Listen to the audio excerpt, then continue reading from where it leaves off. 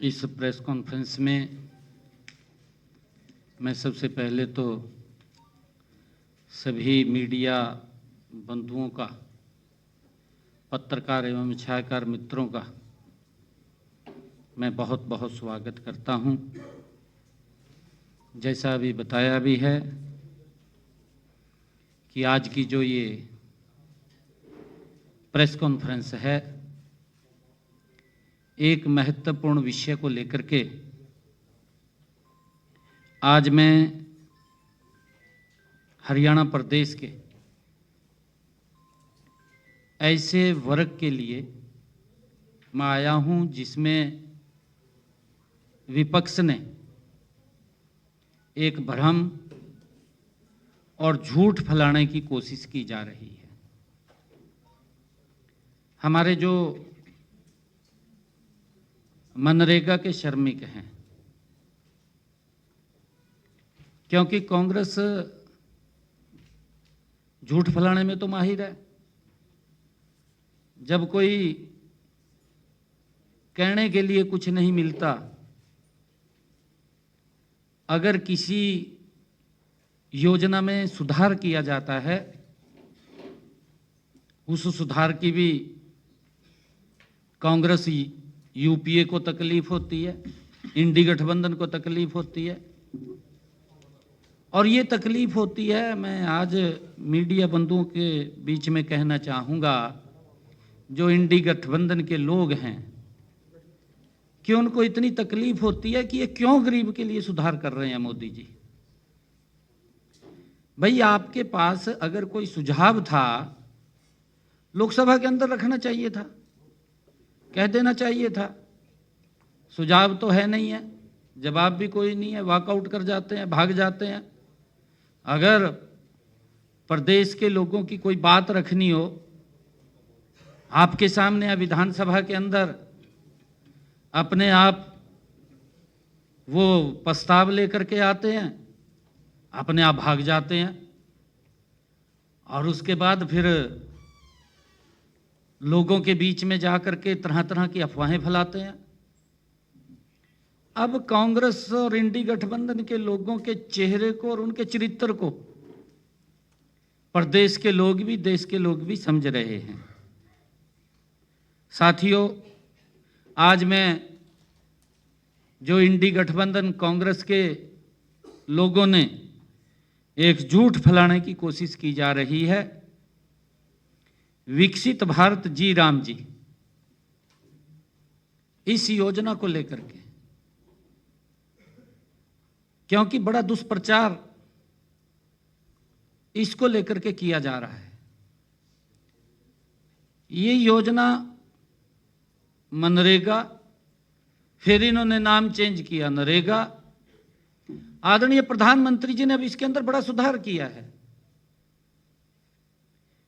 मैं इंडी गठबंधन के लोगों को यह भी कहना चाहूंगा कि आप मनरेगा के बारे में देश के श्रमिकों को बताएं भी हमारे समय में क्या क्या उनको फैसिलिटीज मिलती थी, क्या क्या भ्रष्टाचार होता था, कैसे उन तक पैसा नहीं पहुंचता था।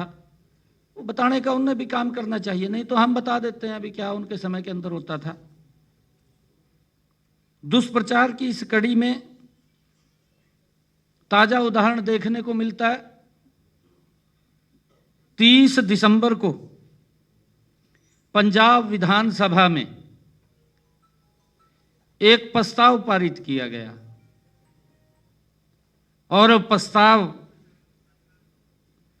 जिसमें जो उन्होंने रखा है, ना तो कोई आंकड़ा दिया, कोई आंकड़ा भी नहीं है उसके अंदर, और न ही कोई तथ्य था। गुमराह करना है और गुमराह करके लोगों के बीच में एक झूठ फैलाना है। मैं आज एक बात कहना चाहूंगा कि ये झूठ अब नहीं चलेगा। लोग समझ चुके हैं इनके झूठ को भी।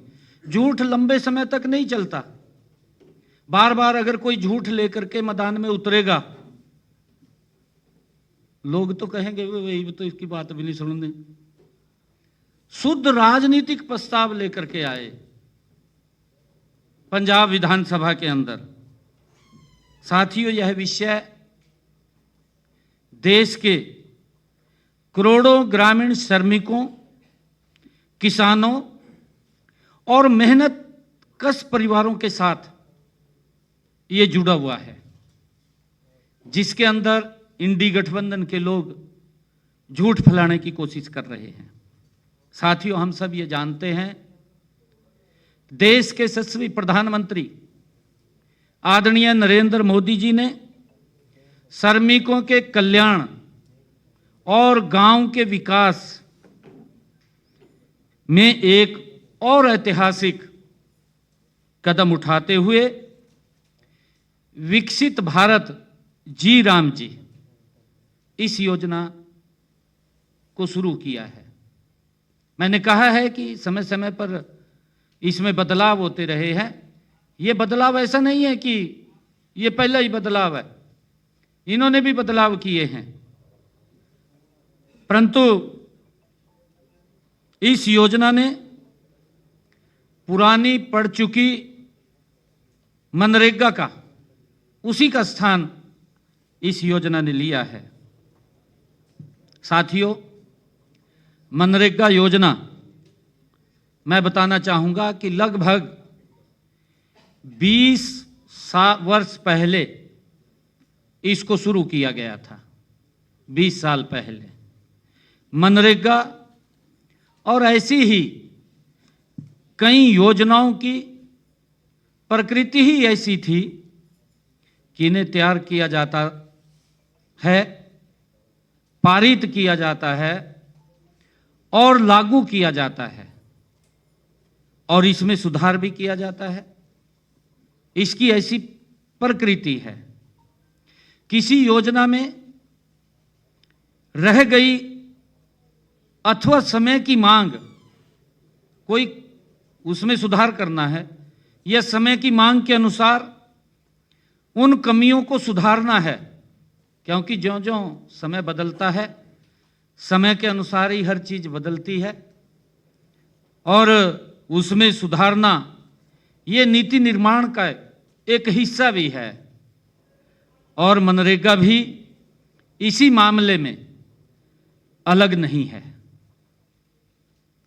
साथियों, मनरेगा के अंतर्गत कई समस्याएं सामने आई।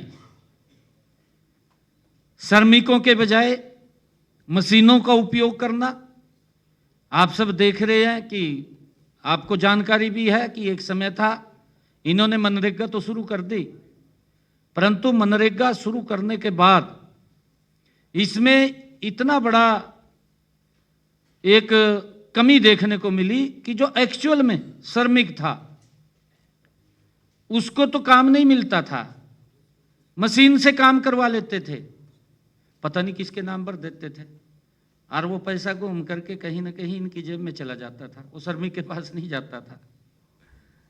मशीनों से काम करवाना, बजट का अत्यधिक अनुमान, बजट के ऊपर जोर था इनका। पहले से पूर्ण की गई परियोजनाओं को दोबारा करना, भी एक योजना बना दी, काम नहीं मिला, उसी योजना को दोबारा तोड़कर फिर शुरू कर दी। और ऐसी ही कई कमियां देखने को मिली। लेकिन आज सच्चाई यह है कि देश, समाज और ग्रामीण अर्थव्यवस्था पिछले 20 वर्षों में मूल रूप से ये बदल चुके हैं। ग्रामीण जो गरीबी थी वर्ष 2011-12, जहां 25% से अधिक गरीबी थी, वहीं आज यह घट करके लगभग 5% से भी नीचे आ चुकी है। इसका अर्थ यह है कि हमारी सरकार सकारात्मक नीतियों की वजह से देश भर में 20% से अधिक लोग, 20-25% से अधिक लोग गरीबी रेखा से ऊपर उठे हैं, बाहर आए हैं। साथियों, पिछले एक दशक में देश के यशस्वी प्रधानमंत्री आदरणीय नरेंद्र मोदी जी के नेतृत्व में डिजिटल कनेक्टिविटी, बैंकिंग सेवाओं और डीबीटी आधार और बुनियादी ढांचे में अभूतपूर्व विस्तार किया गया है। इसके कारण से लोगों को सीधा लाभ इसका मिला है। ऐसे में एक पुराने खामियों से भरे ढांचे को बिना सुधार के ढोते रहना न तो श्रमिकों के हित में था और न ही ये राष्ट्र के हित में था। साथियों, हम सब देखते हैं कि वर्ष 2013 की सीएजी की रिपोर्ट आई 2013 में। आप भी उसको बिल्कुल, क्योंकि उस वक्त यूपीए सरकार थी, शायद यूपीए के गठबंधन के लोग थे, फिर उसका चेहरा बदल दिया, उसका इंडी गठबंधन कर दिया समय समय के ऊपर, क्योंकि व्यक्ति तो वही रहते हैं, नाम बदल देते हैं, चेहरे वही हैं परंतु नाम बदले जाते हैं। 2013 सीएजी की रिपोर्ट ने स्पष्ट होता है कि यूपीए की शासन के दौरान योजनाओं में फर्जी लाभार्थियों की भरमार थी। ये नहीं पता किसको दे देते थे और किसकी नाम लिख दिया और उसका सारा पैसा अपनी जेब में चला जाता था, और केवल धन की हेराफेरी के उद्देश्य से लाभार्थियों की सूची में ये हेराफेरी की गई थी। यह इसलिए संभव हुआ क्योंकि मनरेगा योजना में कोई बायोमेट्रिक जांच नहीं थी और न ही इस बात की कोई निगरानी प्रणाली थी कि मजदूर कौन मजदूर के रूप में पंजीकरण करा रहा है, ये भी कोई रिकॉर्ड नहीं था। और क्या वास्तव में पंजीकृत मजदूर ही वह व्यक्ति था जिसे मेहनत का फल मिल रहा था? जिसने मेहनत करता था, क्या वही मजदूर था? परंतु इसकी कोई व्यवस्था इस प्रकार की इनके समय में नहीं थी। महत्वपूर्ण बात यह है कि केंद्र में यूपीए सरकार के दौरान मनरेगा एक ऐसी योजना बनकर के रह गई थी जिसका उद्देश्य, ये इंडी गठबंधन की बात न, यूपीए शासन की बात कर रहा हूं, यूपीए शासन में मनरेगा एक ऐसी योजना बनकर के रह गई थी कि जिसका उद्देश्य केवल खड्डा खोदना और फिर उसको भरना। पहले तो बोल देते थे भाई खड्डा खोद दिया जाएगा, फिर कह देते कहा इसको भर दे जाएगा। इससे ज़्यादा कोई काम, क्योंकि इनके पास नीति नहीं थी, इनके पास नीयत भी नहीं थी। और आप सब जानते हैं कि उस समय के अंदर क्या क्या भ्रष्टाचार के मामले उजागर होते थे। ये सीएजी की रिपोर्ट के अंदर जिसका मैंने जिक्र किया, इन्हीं के समय की थी। उसने इसके ऊपर पूरा विषय रखा है। बल्कि यह टिकाऊ और स्थायी संपत्ति बनाने की योजना नहीं, बल्कि धन मांग करने और भ्रष्टाचार में लिप्त करने के लिए किसी प्रकार की योजना को दिखाने का मात्र एक साधन बन गई थी। यह नीति परिणाम देने की बजाय ये मानव दिवस उत्पादन करने की नीति बन करके रह गई थी। इसमें कोई गरीब व्यक्ति जिसको हम लाभ देना चाह रहे थे उस तक लाभ नहीं पहुंच रहा था, कोई और व्यक्ति थे। साथियों, मैं विशेष उदाहरण देना भी चाहूँगा, मैं आपको बताना चाहूँगा, क्योंकि अभी 2 रोज पहले, अभी पिछले दिनों पंजाब विधानसभा के अंदर प्रस्ताव पारित हुआ। उसके तथ्यों में नहीं जाते और उसकी गहराई के अंदर नहीं देखते भी क्या था क्या नहीं था। बस राजनीतिक उद्देश्य की पूर्ति होनी चाहिए, भाई गरीब आदमियों के साथ उनको गुमराह करना, उनके अंदर झूठ फैलाना और अपनी राजनीतिक स्वार्थ सिद्धि पूरी करना, ये उद्देश्य इन लोगों का रहता है। मैं पंजाब का उन्होंने प्रस्ताव पारित किया, मैं एक उदाहरण देना चाहता हूं। वहां जब देश के माननीय कृषि मंत्री शिवराज चौहान जी ने पंजाब का दौरा किया, तो वहां कृषि मंत्री जी को वहां के श्रमिक मजदूर, मनरेगा के मजदूर मिले और मजदूरों ने शिकायत की कि उन्हें उनका हक नहीं मिल रहा है। ये मनरेगा के मजदूरों ने कृषि मंत्री शिवराज सिंह चौहान उनको शिकायत की, उनको मिले और उन्होंने कहा कि सारा का सारा पैसा ठेकेदार हड़प रहे हैं। ये बात मनरेगा मजदूरों ने एक शिकायत करके केंद्रीय मंत्री शिवराज चौहान जी से कहा। माननीय केंद्रीय कृषि मंत्री जी ने पाया, जब उसने देखा कि कई मौकों पर सड़कों और नहरों की सफाई के नाम पर अवैध रूप से धन का गबन किया जा रहा है, उसमें भ्रष्टाचार हो रहा है, सड़कों के नाम पर और नहरों की सफाई के नाम के ऊपर जब उसके अंदर देखा तो पाया। साथियों, पंजाब में 13,304 ग्राम पंचायतों में से 5,915 ग्राम पंचायतों में किए गए एक सोशल ऑडिट के अनुसार, लगभग एक सोशल ऑडिट हुआ है पंजाब का, उसके अनुसार 10,663 वित्तीय गबन के मामले सामने आए हैं। 10,663 वित्तीय गबन के मामले सामने आए जब सोशल ऑडिट हुआ है, लेकिन इन पर कोई कार्रवाई नहीं की गई, कोई कार्रवाई नहीं हुई। विधानसभा में प्रस्ताव तो पारित कर दिया, भाई प्रस्ताव पारित कर रहे, पहले अपना भी गिरे बाह में झांकिए ना, भी हमारे यहाँ क्या हो रहा है, भी नीचे श्रमिकों को मिल रहा है नहीं मिल रहा, उन तक लाभ पहुंच रहा है नहीं पहुंच रहा जो सरकार दे रही है, उसके ऊपर कोई कार्रवाई नहीं की गई। यहां तक कि जब केंद्रीय टीम ने इस ओर ध्यान दिया तब भी कोई वसूली नहीं की गई। इस भ्रष्टाचार के दोषियों के खिलाफ कोई कार्रवाई नहीं की गई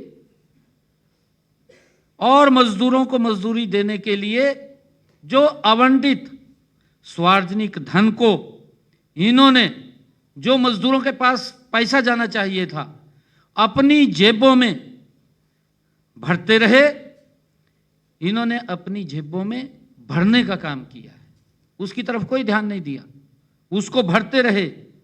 मनरेगा के तहत जो हमारे अस्वीकृत परियोजनाएं भी मनरेगा निधि से चलाई जा रही थी। मनरेगा के तहत अस्वीकृत परियोजनाएं भी मनरेगा निधि से चलाई जा रही थी, लेकिन उनमें कोई निगरानी तंत्र नहीं था, उस तरफ नहीं देखा, और न कोई मजदूर वास्तव में वहां काम कर रहा था, कोई मजदूर भी काम नहीं कर रहा था, न उसे भुगतान मिल रहा था और न ही किसी चीज का रिकॉर्ड रखा जा रहा था। इस निगरानी के अभाव में मेहनती और योग्य मजदूरों को मिलने वाली उचित मजदूरी वो भी छीन ली गई। साथियों, आज यह भ्रष्ट आम आदमी सरकार उन सुधारों का विरोध करने के लिए बहस कर रही है। इसमें क्योंकि मैं कहूँगा कांग्रेस और आम आदमी पार्टी, ये बुआ फुफड़ कह दें ना इनके वो संबंध है। उन सुधारों का विरोध आज जो प्रधानमंत्री नरेंद्र मोदी जी ने किए हैं, उन सुधारों का विरोध जहां इंडी गठबंधन कर रहा है, वहां ये भी उसके विरोध में बहस कर रहे हैं। और विधानसभा में ये दुर्भाग्यपूर्ण है, विधानसभा में प्रस्ताव पारित कर चुकी है, परंतु स्वयं आम आदमी पार्टी भ्रष्टाचार में लिप्त है। मैंने आपको बताया है सारा का सारा विषय, स्वयं भ्रष्टाचार में लिप्त है। यह न केवल भ्रष्टाचार में लिप्त रहने के उनके इरादों को उजागर करता है, बल्कि पंजाब के मेहनती मजदूरों के प्रति उनकी उदासीनता और उपेक्षा को भी दर्शाता है। भाई आप उसके अंदर सुधार के लिए तो विधानसभा बुला सकते हैं। आपने अगर कोई उसके अंदर खामी नजर आ रही है, क्योंकि ड्यूटी है आपकी, आप उसमें सुधार के लिए कोई योजना तो बना सकते हैं, केंद्र को कोई सुझाव तो भेज सकते हैं, परंतु राजनीतिक लाभ के लिए भाई आपकी सरकार के अंदर कांग्रेस से भी ज्यादा भ्रष्टाचार हो रहा है। चलो कांग्रेस से तो देश के लोगों का विश्वास उठ चुका है कि भाई ये तो भ्रष्टाचार में ही लिप्त रहते हैं, उनका नाम मत लो, परंतु आपने बड़े सजग दिखाए, सुधार नहीं किए, लोगों को और भ्रष्टाचार की दलदल में आपने फंसा दिया, पंजाब को और पीछे धकेल दिया। आप विधानसभा के अंदर उठते हैं, 2 दिन के बाद प्रस्ताव लेकर के चले जाते हैं।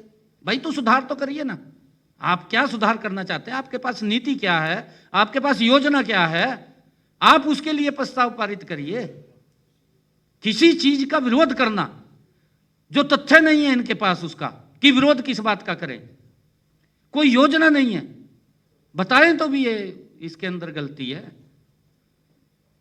साथियों, इन खामियों को दूर करने, श्रमिकों को न्याय और उचित मुआवजा दिलाने, उनके शोषण को रोकने और यह सुनिश्चित करने कि इस योजना के तहत उपयोग किए गए सार्वजनिक धन को सही हाथों तक पहुंचाने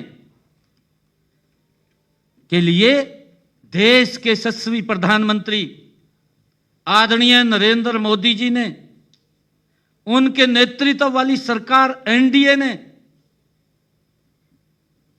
बीवी जी राम जी कानून लेकर के आई है कि उनको और सुधार किया जाए, उनको और सुधार दिया जाए। मैं बताना चाहूंगा कि नए प्रावधानों के तहत रोजगार की